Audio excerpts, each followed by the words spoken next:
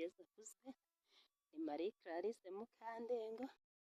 Uyu munsi noneho njye ndi kwigira guhaha, ariko nta kintu cyambuza kuvuga ibya Yesu. Kristo Yesu akuzwe. Ni ukuvuga ngo rero uyu munsi wa none hari umuntu uzi yuko shitani ari ya nzoka yirirwa igenda, hari umuntu uzi ko shitani ari ibyirirwa bigenda gutya by'ibisimba, ariko mu by'ukuri ni ukwibeshya. Shitani ntabwo ari inzoka, shitani ntabwo ari igisimba, ahubwo shitani ni wa muntu ukora ibihabanye no gushaka kw'Imana. Hari umuntu ugira gutya akavuga ati noneho ati reka nigire muri iyi nzira y'ubusinzi. Ngo niba weho warangije gusinda ako kanya, noneho warangije guhura n'imyuka myinshi roho yawe itakibasha gucunga. Ya myuka roho itakibasha gukontorora muri weho, rero niyo yayindi igenda ikoranira iwawe, ugasanga noneho uhuye n'ikibazo cyo kumva ngo uriya muntu yuzuye shitani, uriya muntu yuzuye imyuka mibi. Kristo Yesu akuzwe. Nubona wanyweye ukabona wasinze utakibasha kwikontorora, ujye umenya yuko wuzuye shitani. Indi shitani rero ni iyihe? Ni wa muntu noneho warangije kuzura ubusambanyi, wa wundi uvuye mu busambanyi cyangwa se uba urimo, uwo nawe aba ari shitani. Kristo Yesu akuzwe. Ntabwo rero shitani ari inzoka, ntabwo shitani ari igikoko, ahubwo shitani ni ibyo bintu byose byagukoraniyemo. Iyo myuka yose mibi yagukoraniyemo, nibwo weho ahubwo uba wahindutse shitani. Kristo Yesu akuzwe. Tugerageze rero gukora ugushaka kw'Imana, tugerageze kuba imbere y'Imana, twirinde inzira zose zatujyana kuba ba shitani, kuba amashitani muri make. Niba wuzuye ubusambanyi muri weho, niba wuzuye ingeso mbi, icyo gihe ntabwo shitani ari ya nzoka, ahubwo shitani ni weho ubwawe, kuko ni weho byakoraniye mu mubiri wawe. Ntabwo ari mu mubiri wa runaka. Rero ntabwo shitani iri ikuzimu nk'uko bavuga ngo iri hasi ahanga, oya. Shitani iri muri twe, na Roho Mutagatifu ari muri twe. Shitani iri muri twe, n'Imana iri muri twe. Niyo mpamvu rero ugomba kugerageza ukirinda inzira zose zatuma uhura n'ayo mashitani, inzira zose zatuma uba kwa shitani. Hari abantu ujya kumva baravuze ngo mama yantambye igitambo ikuzimu, papa yantambye igitambo ikuzimu, uyu nawe yantambye igitambo ikuzimu, ariko ntabwo muri we yari yamenye ngo ikuzimu ni hehe, ese shitani ni iyihe, ese mu by'ukuri shitani ikorera hasi mu butaka, ikorera hano ku isi, ikorera mu kirere, ikorera hehe? Abenshi bagenda gutyo batazi ngo shitani iri aha, batazi ngo igenda gute, iri hehe. Nta handi rero shitani iri, ni mu bantu. Nta handi shitani iri, ni mu byo dukora, ni naho duhurira nayo. Niyo mpamvu rero tudakwiye kwibaza ngo ese ngo buriya ngo shitani ngo ni inzoka koko, ese buriya shitani iri hariya hasi kuzimu. Uzihe byibuze ikiraka, ufate isuka, ipiki, ucukure. Nubona uyigezeho uzambwire yuko nakubeshye.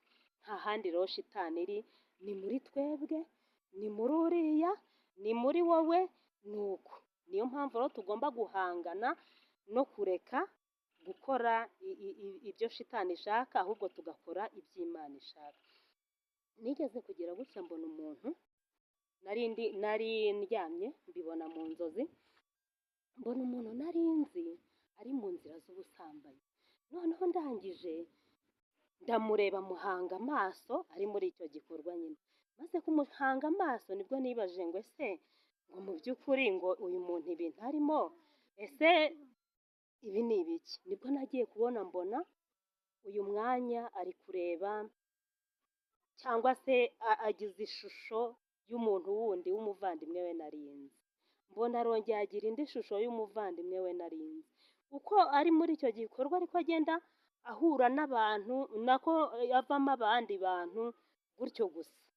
Noneho ikindi gihe kimwe nza kubona umuntu wasengaga, hari ugusenga ariko hakaba no kuvuga amasengesho. Noneho mbona umuntu wasengaga ariko asa n'uvuga amasengesho, muri make asenga bitamufasheho. Ngiye kubona mbona noneho muri we nkabona aragenda amera nk'uko wafata ikintu ukakibumba, nkabona kiragenda gisa n'igitakara kimuvaho. Uko asenga nkabona hari ikintu kigenda kimuvaho nk'ikintu cy'ikibumbano, nk'igishusho, ikintu kitagira forume, ikintu kitagira iki. Nibwo nabashije kumenya yuko byanga bikunze uwo muntu atari gusenga, ahubwo yari arimo avuga amasengesho. Tugerageze gusenga, tugerageze gusenga kuko bituvuye ku mutima, atari ibyo kuvuga amasengesho, atari ugupfa gusenga uko twiboneye ngo turi imbere y'Imana, atari ugupfa kugenda uko twiboneye, kuko uko wagira kose Imana irahari ariko na shitani irahari. Uko wagira kose rero niba Imana ihari, niba na shitani ihari, nta kindi kintu ushobora gukora ngo birwanye hatabayeho gusenga. Nudasenga shitani zakwataka, nusenga Roho Mutagatifu azakubona. Nibwo nagize gutya ndongera nanone nsa n'usinziriye, noneho ngiye kubona mbona umuntu wari uri gusenga, niba ubwo navuga ko byanga bikunze yasengaga bya nyabyo. Mbona noneho mbese mbona muri we nta kintu ndi kubona, ariko nkabona byanga bikunze ko roho ye yaba iri ku Mana. Nibwo nageze aho ndibaza ngo none se muri make Yezu muri make ari muri Yezu uri gusiga ari hehe? Ese Yezu n'ibitandukanye. Nibwo naje kubona noneho twebwe buriya hari ukuntu tujya tugira gutya ukagira nk'ishusho, urugero nk'ishusho ya Yezu, cyangwa se wenda urugero nk'ishusho y'umutagatifu runaka. Nibwo naje kugira gutya rero ndareba, ndaje ndavuga nti reka mpanga amaso iyi shusho. Maze guhanga amaso ya shusho, nagiye kubona mbona noneho ishusho ibaye nk'aho hari umuntu uyivuyemo, mbona ije iruhande rwanjye. Ndaje ndibaza se uyu muntu uvuye muri iyi shusho aje mu ruhe rwego? Ntangira kwibaza byinshi. Noneho nibwo naje kunguka igitekerezo, rero nawe wambwira, nza kubona ko byanga bikunze hari amashusho tujya dukenera gukoresha, ariko mu by'ukuri ayo mashusho njyewe ubwanjye hari ukuntu nayumvise cyangwa se hari ukuntu nayabonye, ariko nawe hari ukuntu ushobora kuyabona.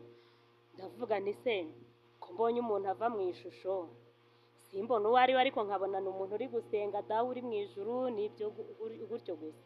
Ariko ndibaze se iriya shusho ni bwoko ki? Ntangira kwibaza ku mashusho, nza kwibaza noneho ngera kure, nza gusanga ko byanga bikunze Yezu nari isanzwe nzi ku ishusho ntabwo ari we wa nyawe mu by'ukuri.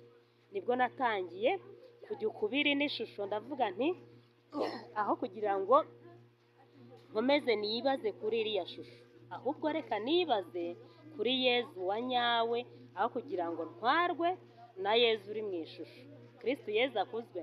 Uyu munsi wa none rero nawe ushobora kuba uhanze amaso Yezu uri mu ishusho, kandi Yezu wapfuye akazuka ari mu bwami bwo mu ijuru. Kristo Yezu akuzwe. Dusabirane rero, umenye Yezu wa nyawe uri gusenga uwo ari we, umenye Yezu uri mu ishusho uko ugomba kumufata, na Yezu uri mu ijuru uko ugomba kumufata. Murakoze. Nababwiraga ko ngiye guhaha, ahantu ngeze birasakuza, hari icyuma gisakuza kiri gusya. Murakoze. Nawe ukomeze wibaze Yezu usenga uwo ari we, niba ari uri mu ijuru cyangwa niba ari uri mu ishusho. Dusabirane rero. Kristo Yezu akuzwe.